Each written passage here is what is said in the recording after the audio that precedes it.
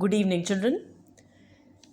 During our last discussion, we started with our chapter 4, photosynthesis, and we discussed about the introduction to the lesson, the importance of the process, definition, chemical equation, characteristics of chlorophyll, structure of chloroplast, their number, some abbreviations,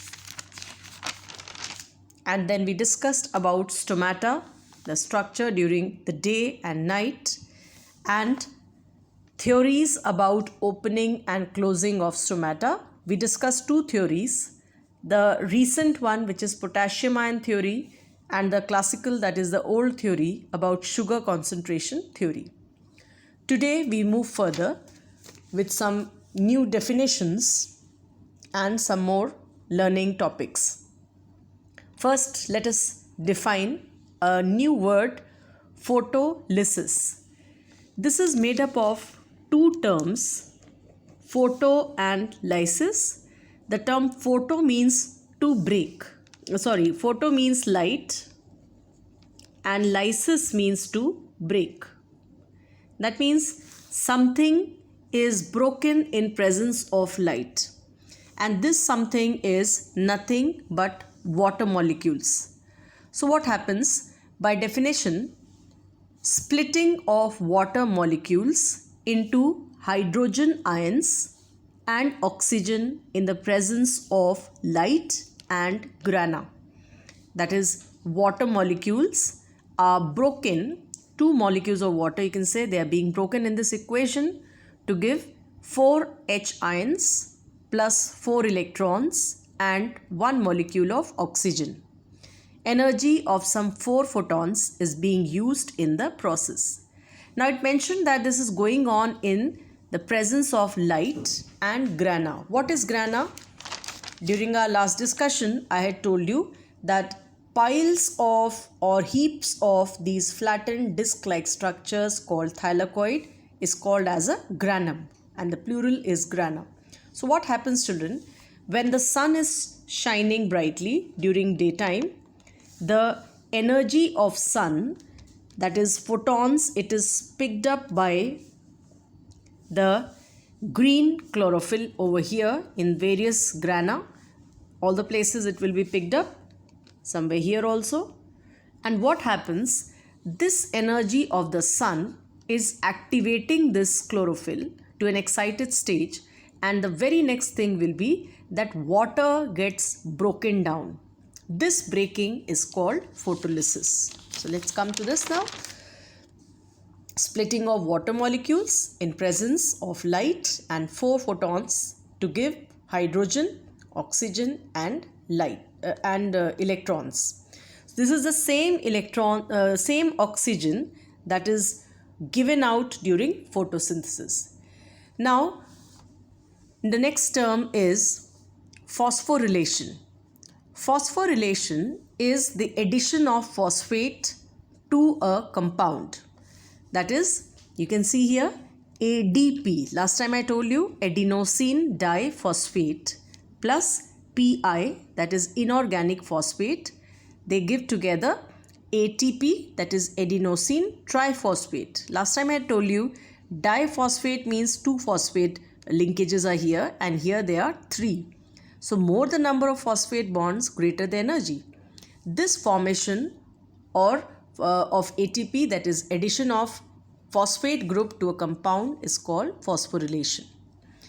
Coming next to the third term is photophosphorylation. That is the same thing when it happens in the presence of light. Photo means light, is called photophosphorylation. Since the energy used for phosphorylation comes from light, that is photons, the process is termed as photophosphorylation. Alright, so 3 terms we discussed, children. Photolysis, that is the lysis of water by photons of sunlight. Then phosphorylation, that is addition of phosphate to compound, and photophosphorylation. Moving to the 4th term, polymerization. The word polymerization is a term or a process which means several small units of glucose molecules, they are joined to become one molecule of starch. That is, by definition, several glucose molecules are transformed to produce one molecule of starch. I'll also remind you here that glucose molecule, these are molecules are soluble carbohydrates, whereas starch is an insoluble carbohydrate. Now what happens, children? In some plants, the glucose that is formed due to photosynthesis, it changes into a disaccharide. Glucose, children, it's a monosaccharide, right? A single unit. But disaccharide, it changes into, that is a double sugar, which is sucrose, right? So if I just show you, if glucose is a single unit, then sucrose is a double sugar.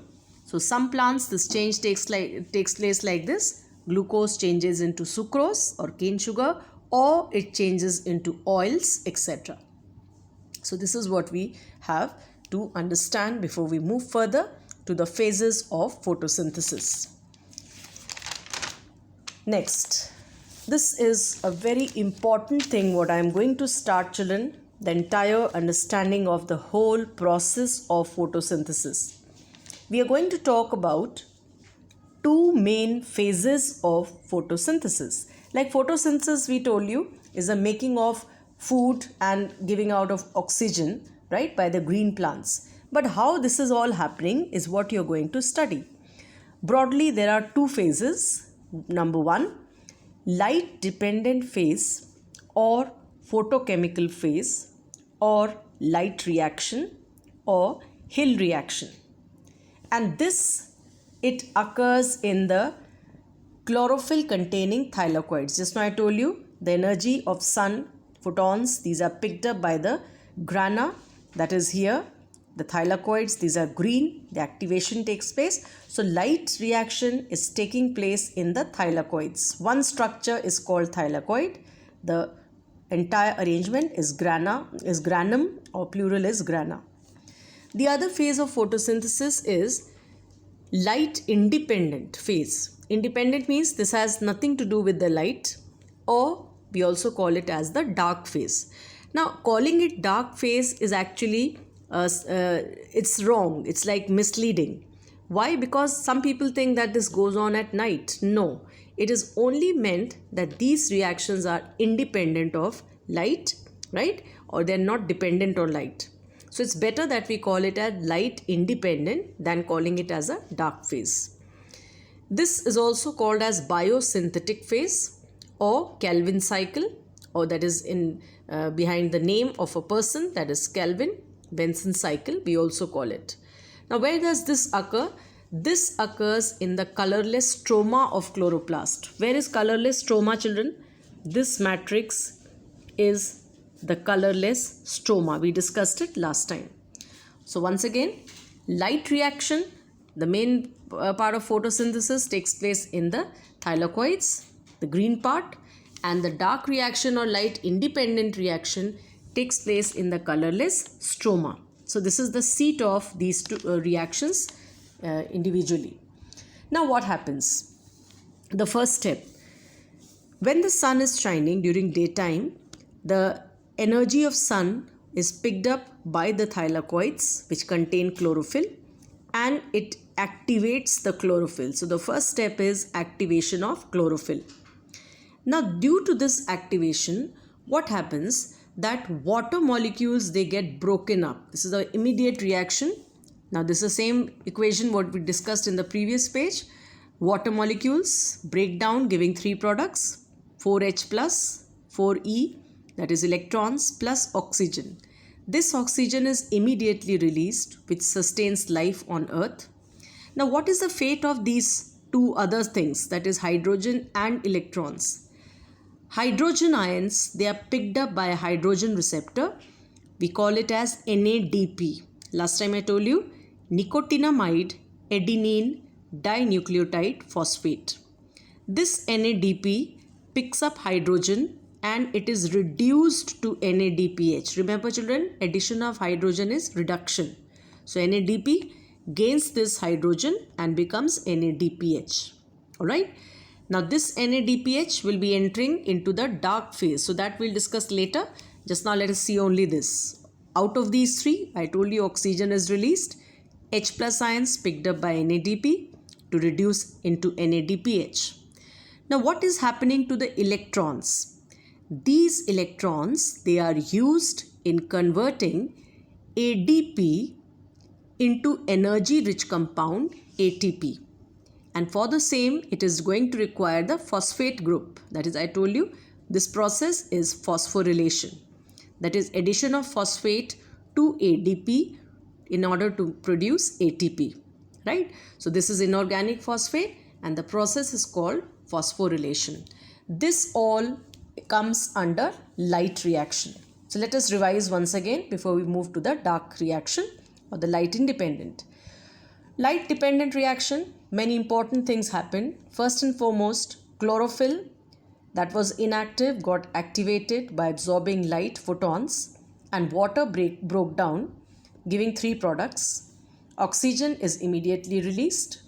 Hydrogen ions, they are picked up by NADP to change into NADPH, and electrons, they are being utilized in converting ADP along with Pi, that is inorganic phosphate, to make ATP. This addition of phosphate group is called as phosphorylation.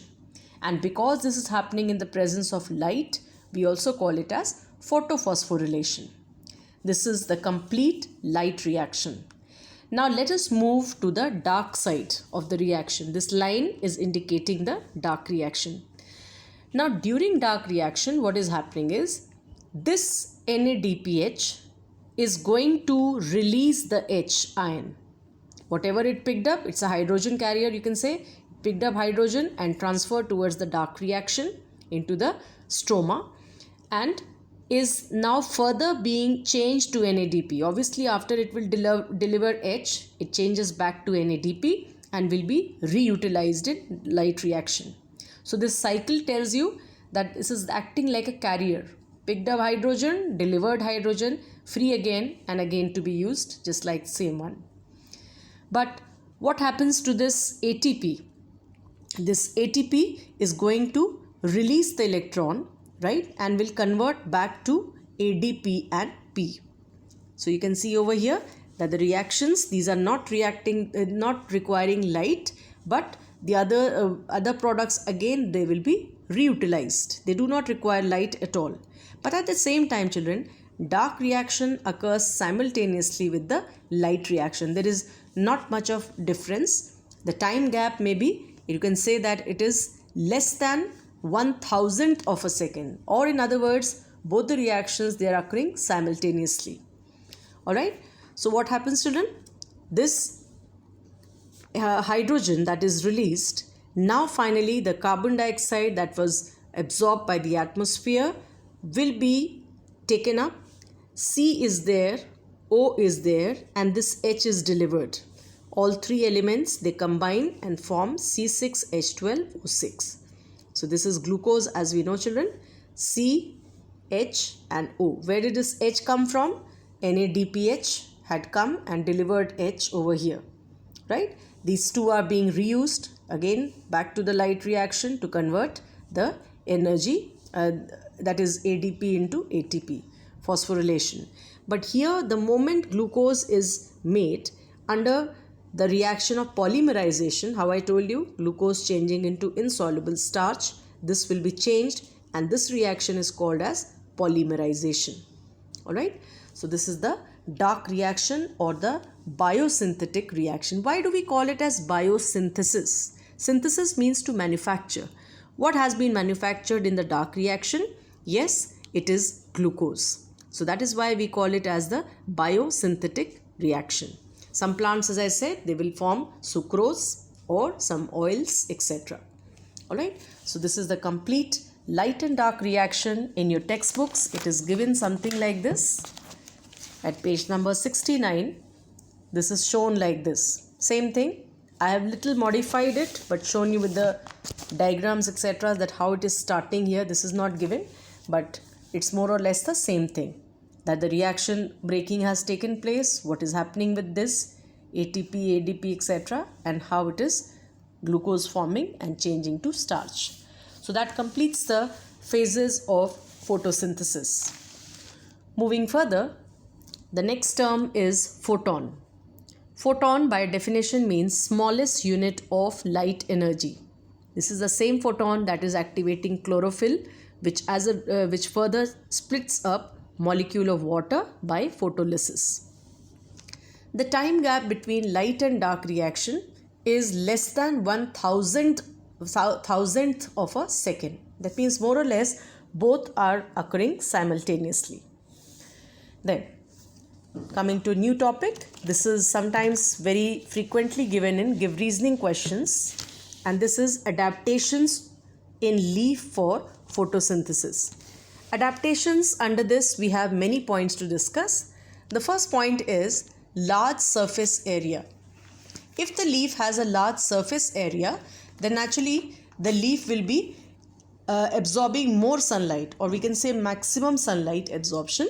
And in case when the leaves are narrow in certain plants like let's say pine, oleander, etc., in this case the reason for narrowing of leaf is to minimize transpiration, to conserve water, right? So obviously the broad leaves or more exposed leaves, they have better photosynthesis than the narrow leaves.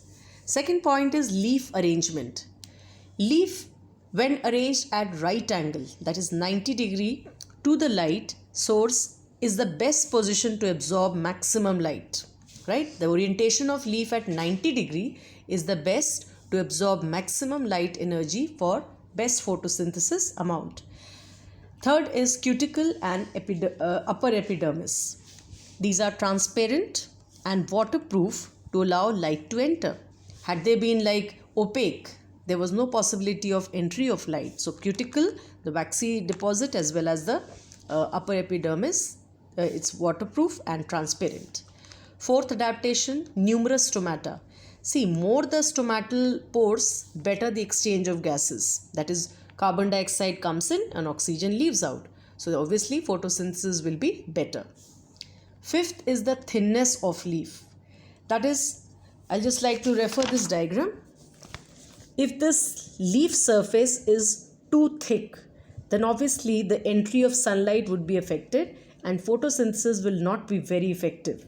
So for better photosynthesis, the leaves are supposed to be thin. The thinness of leaf facilitates rapid transport of gases. Chloroplasts, sixth one. Chloroplasts, the kitchen of the cell, they are concentrated in upper layers of leaf to obtain light energy quickly. The same diagram, let's see. Look at these, the upper layer, the palisade, you can see the dark colored chloroplasts. They are more in the upper layer as compared to the lower layer. What is this lower layer called? Spongy mesophyll. And the upper layer is called palisade mesophyll. So concentration of chloroplasts in the upper layers makes them very efficient to trap light energy and start photosynthesis quickly. Then the last adaptation for photosynthesis is extensive vein system for rapid transport to and from the mesophyll cells. That is, water should be transported as it is one of the raw materials, right? And therefore the distribution further to the mesophyll cells should be efficient, right? So this is all going to affect the photosynthesis, and accordingly children, you have to remember this. This is, as I have written here, important for give reasoning questions. So please analyze your answers as per the question. Coming to the next is end products of photosynthesis. There are three end products. First is glucose, second is water, and third is oxygen.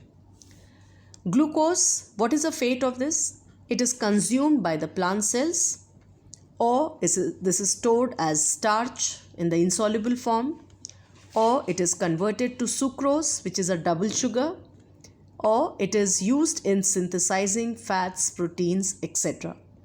Right? So you can understand glucose, when it is made, is a single sugar. When it is converted to starch, it is going to become a polysaccharide, right, into multiple boxes. And when it is going to be converted to sucrose, it is going to be converted as double sugar. Coming to water. water is reutilized for photosynthesis. It is the end product, but the same water will be reused, right, for the same purpose, that is photosynthesis. And oxygen, definitely, as it is released in small amount, plants will use it in respiration of the leaf cells. The same oxygen what they're making, they will be utilizing also, but in very, very small amount. But the major amount of oxygen is released, and this is how it goes out through diffusion and is going to sustain life on the planet. So children, today we have completed very important topics on the lesson. I started from here.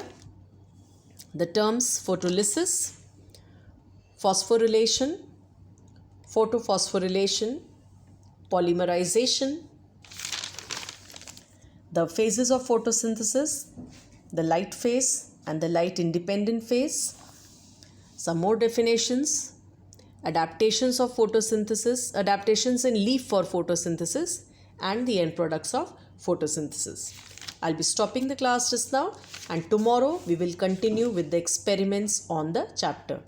You can please copy down these topics, right? The 3 pages I am going to send you. Number 1, 2 and 3. That's all for just now. Thank you.